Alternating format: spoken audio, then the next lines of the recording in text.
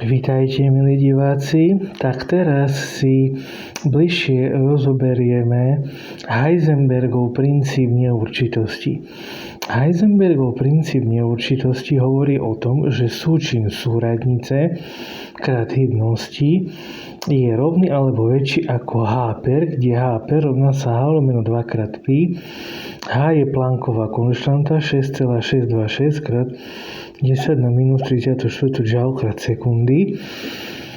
Tiež to platí pre súradnicu y, čiže delta y krát hybnosť v princípe rovná väčšie ako H per a tiež pre súradnicu z, čiže delta z krát delta pz je rovná väčšie ako H per.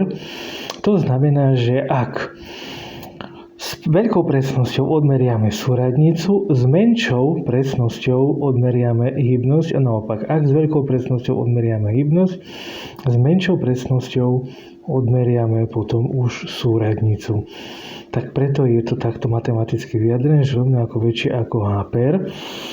Okrem toho, že je to súčin súradnica a hybnosti, platí tiež, že je to súčin momentu a uhla, rovná ako väčšie ako H per, čiže M je moment, Φ je uhol.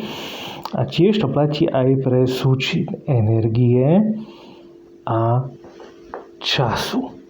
To znamená, že delta E krát delta T rovná sa rovná väčšie ako H per a pi je konštanta 3,14.